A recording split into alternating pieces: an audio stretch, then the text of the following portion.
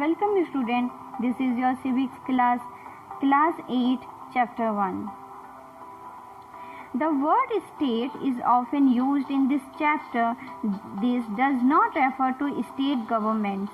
Rather, when we use state, we are trying to distinguish it from government. Government is responsible for administering and enforcing laws. The government can change with an election. The state, on the other hand, refers to a political institution that represents a sovereign people who occupy a definite territory. We can thus speak of the Indian state, the Nepali state, etc. The Indian state has a democratic form of government.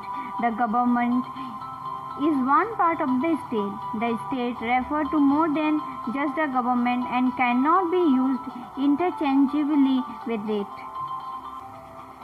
इस अध्याय में राज्य शब्द का अक्सर इस्तेमाल किया गया है। ध्यान रखिए, इसका मतलब राज्य सरकारों से नहीं है। जब हम राज्य शब्द का इस्तेमाल करते हैं तो हम उसे सरकार से भिन्न अर्थ में लेते हैं। सरकार की जिम्मेदारी होती है कानून बनाना और लागू कराना, लेकिन चुनाव के जरिए सरकार बदल सकती है। पर राज्य एक ऐसी राजनीतिक संस्था होती है जो निश्चित भूभाग में रहने वाले संप्रभु लोगों का प्रतिनिधित्व करती है। इस आधार पर हम भारतीय राज्य, नेपाली राज्य आदि की बात कर सकते हैं। भारतीय राज्य की एक लोकतांत्रिक सरकार है। सरकार राज्य का एक हिस्सा होती है। राज्य का मतलब सरकार से कहीं ज़्यादा व्यापक होता है। उसे सरकार के स्थान पर इस्तेमाल नहीं किया जा सकता। Fundamental rights. The section on fundamental rights has often been referred to as the conscience of the Indian Constitution. Colonial rule had created a certain suspicion of the state in the minds of the nationalists, and they wanted to ensure that a set of written rights would guard against the misuse of state power in independent India. Fundamental rights therefore protect citizens against the arbitrary and absolute exercise of power by the state. The Constitution thus guarantees the rights of individuals against the state as well as against other individuals. मौलिक अधिकार। मौलिक अधिकार वाला खंड भारतीय संविधान की अंतरात्मा भी कहलाता है। औपनिवेशिक शासन ने राष्ट्रवादियों के दिमाग में राज्य के प्रति संदेह का भाव पैदा कर दिया था। इसलिए राष्ट्रवादी चाहते थे कि स्वतंत्र भारत में राज्य की सत्ता के दुरुपयोग से बचने के लिए कुछ लिखित अधिकार होने चाहिए। लिहाजा मौलिक अधिकार देश के सभी नागरिकों को राज्य की सत्ता के मनमाने और निरंकुश इस्तेमाल से बचाते हैं। इस तरह संविधान राज्य और अन्य व्यक्तियों के समक्ष व्यक्तियों के अधिकारों की रक्षा करते हैं। Moreover, the various minority communities also express the need for the Constitution to include rights that would protect their groups. The Constitution therefore also guarantees the rights of minorities against the majority. As B.R. Ambedkar has said about these fundamental rights, their object is twofold. The first objective is that every citizen must be in a position to claim those rights, and secondly, this right must be binding upon every authority that has got the power to make laws. विभिन्न अल्पसंख्यक समुदाय भी चाहते थे कि संविधान में ऐसे अधिकारों को शामिल किया जाए जो उनके समूह की रक्षा कर सके। फलस्वरूप बहुसंख्यकों से अल्पसंख्यकों के अधिकारों की रक्षा का आश्वासन भी संविधान में दिया गया है। इस मौलिक अधिकारों के बारे में डॉक्टर B.R. अम्बेडकर ने कहा था कि इनका दोहरा उद्देश्य है। पहला, हर एक नागरिक ऐसी स्थिति में हो कि वह उन अधिकारों के लिए दावेदारी कर सके, और दूसरा, ये अधिकार हर उस सत्ता और संस्था के लिए बाध्यकारी हो जिसे कानून बनाने का अधिकार दिया गया है। In addition to fundamental rights, the Constitution also has a section called Directive Principle of State Policies. This section was designed by the members of the Constituent Assembly to ensure greater social and economic reforms and to serve as a guide to the independent India state to institute laws and policies that help reduce the poverty of the masses. मौलिक अधिकारों के अलावा हमारे संविधान में एक खंड नीति निर्देशक तत्वों का भी है। संविधान सभा के सदस्यों ने यह खंड इसलिए जोड़ा था ताकि और ज़्यादा सामाजिक व आर्थिक सुधार लाए जा सके। वे चाहते थे कि स्वतंत्र भारत राज्य जनता की गरीबी दूर करने वाले कानून और नीतियां बनाते हुए इन सिद्धांतों को मार्गदर्शक के रूप में हमेशा अपने सामने रखे। Which fundamental rights will the following situation violated? If a 13-year-old child is working in a factory manufacturing carpet, if a politician in one state decides to not allow laborers from other states to work in his state, if a group of people are not given permission to open a Telugu medium school in Kerala, if the government decided not to promote an officer of armed force or for being a woman. निम्नलिखित परिस्थितियों में कौन से मौलिक अधिकारों का उल्लंघन हो रहा है?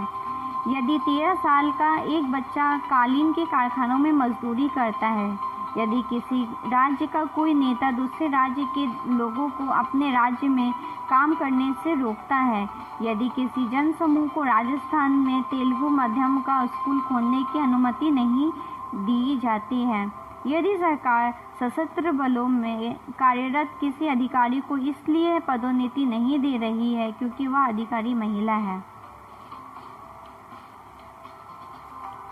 The fundamental rights in the Indian Constitution included right to equality. All persons are equal before law. This means that all persons shall be equally protected by the laws of the country. It also states that no citizen can be discriminated against on the basis of their religion, caste or sex. Every person has access to all public places including playground, hotels, shops, etc. The state cannot discriminate against anyone in matters of employment, but there are exceptions to this that you will read about later in this book. The practice of untouchability has also been abolished. भारतीय संविधान में उल्लिखित मौलिक अधिकारों में से कुछ अधिकार। समानता का अधिकार। कानून की नज़र में सभी लोग समान हैं। इसका मतलब है कि सभी लोगों को देश का कानून बराबर सुरक्षा प्रदान करेगा। इस अधिकार में यह भी कहा गया है कि धर्म, जाति या लिंग के अधिकार पर किसी भी नागरिक के साथ भेदभाव नहीं किया जा सकता। खेल के मैदान, होटल, दुकान इत्यादि सार्वजनिक स्थानों में पर सभी को बराबर पहुँच का अधिकार होगा। रोजगार के मामले में राज्य किसी के साथ भेदभाव नहीं कर सकते, लेकिन इसके कुछ अपवाद हैं जिनके बारे में किसी किताब में हम आगे पढ़ेंगे। छुआछूत की प्रथा का भी उन्मूलन कर दिया गया है। Rights to freedom. This included the right to freedom of speech and expression, the right to form association, the right to move freely and reside in any part of the country, and the right to practice any profession, occupation or business. स्वतंत्रता का अधिकार। इस अधिकार के अंतर्गत अभिव्यक्ति और भाषण की स्वतंत्रता, सभा संगठन बनाने की स्वतंत्रता, देश के किसी भी भाग में आने जाने और रहने तथा कोई भी व्यवसाय, पैसा या कारोबार करने का अधिकार शामिल है। Rights against exploitation. The constitution prohibits human trafficking, forced labour and employment of children under 14 years of age. शोषण के विरुद्ध अधिकार। संविधान में कहा गया है कि मानव व्यापार, जबरिया श्रम और 14 वर्ष से कम उम्र के बच्चों को मजदूर पर रखने अपराध है। 4. Right to freedom of religion. Religious freedom is provided to all citizens. Every person has the right to practice profession and propagate their religion of their choice. धार्मिक स्वतंत्रता का अधिकार। सभी नागरिकों को पूरी धार्मिक स्वतंत्रता दी गई है। प्रत्येक व्यक्ति को अपनी इच्छा का धर्म अपनाने, उसका प्रचार प्रसार करने का अधिकार है। 5. Culture and educational rights. The Constitution states that all minorities, religious or linguistic, can set up their own educational institution in order to preserve and develop their own culture. सांस्कृतिक और शैक्षणिक अधिकार। संविधान में कहा गया है कि धार्मिक या भाषाई सभी अल्पसंख्यक समुदाय अपनी संस्कृति की रक्षा और विकास के लिए अपने अपने शैक्षणिक संस्थान खोल सकते हैं। 6. Rise to constitutional remedies. This allows citizens to move to court if they believe that any of their fundamental rights have been violated by the state. 6.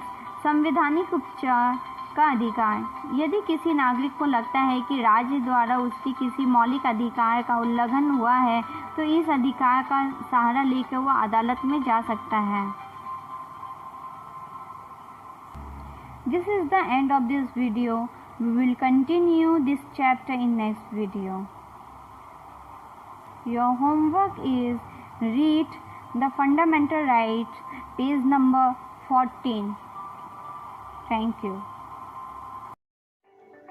If you have any doubt, please let us know. We will try to clear your doubts in another video. अगर आपको कोई संदेह है तो कृपया करके हमें बताइए। हम अगले वीडियो में आपके संदेह को दूर करने का प्रयास करेंगे।